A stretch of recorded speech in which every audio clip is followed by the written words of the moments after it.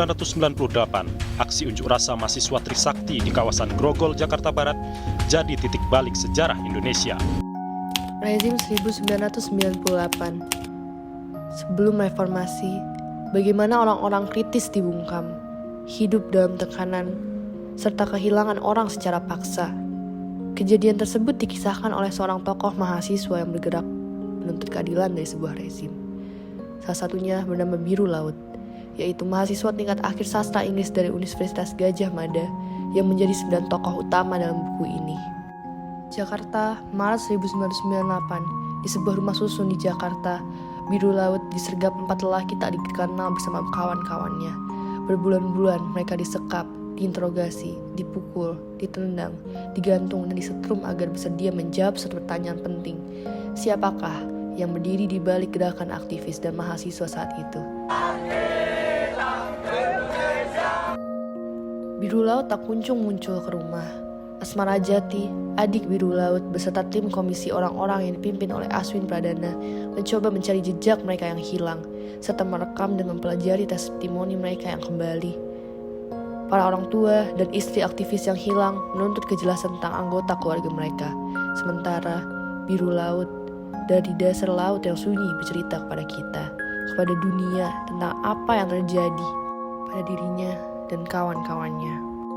Laut bercerita, novel terbaru Leila S. Chudori, bertutur tentang kisah keluarga yang kehilangan, sekumpulan sahabat yang merasakan kekosongan di dada, sekelompok orang yang gemar menyiksa dan lancar berkhianat, sejumlah keluarga yang mencari kejelasan makam anaknya, dan tentang cinta yang tak akan luntur.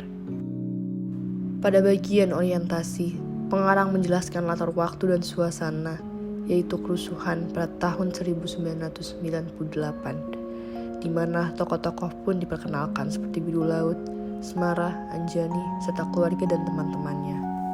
Pada pengungkapan peristiwa, yaitu kerusuhan yang terjadi pada tahun 1998, menuju konflik. Dalam bagian ini terdapat cerita tentang Biru Laut dan teman-temannya yang ingin menentukan ketidakadilan yang dilakukan rezim. Akhirnya Biru Laut dan teman-temannya pun diculik. Dan pada bagian konflik, pada bagian ini Biru Laut dan teman-temannya disiksa dan diintegrasi agar mereka bersedia menjawab siapakah yang bergerak dalam gerakan aktivis. Pada evaluasi, menceritakan nasib akhir dari para tokoh seperti Biru Laut dan teman-temannya yang meninggal dan ditenggelamkan, serta keluarga Biru Laut yang sedih akan keberadaan Biru Laut saat itu. Pada koda berisi komentar yang disampaikan pengarang yang diwakilkan oleh tokoh sebagai penutup. Kaidah kebahasaan. Kaidah kebahasaan menggunakan kata sifat atau bahasa deskriptif. Contoh, pada halaman 33, jadi sejak kecil kamu sudah mempunyai jiwa aktivis. Kinan menyela sambil senyum. Menggunakan banyak kata kerja yang menggambarkan suatu tindakan seperti menggenggam dan memegang. Pada halaman 30, orang yang kita percaya ternyata memegang pisau dan menusuk punggung kita. Banyak menggunakan kalimat tidak langsung dalam menceritakan tuturan tokoh seperti bahwa, mengungkapkan, menurut. Halaman 34, kepala sekolah mengatakan bahwa beliau pindah keluar kota. Novel Laut bercerita, menggambarkan atau menceritakan cerminan kehidupan bermasyarakat yang mengandung nilai-nilai perjuangan. Dengan adanya novel ini, Laut bercerita ingin memberikan motivasi atau dorongan positif kepada para pembacanya dengan memasukkan nilai-nilai kehidupan yang memiliki arti penting tersebut.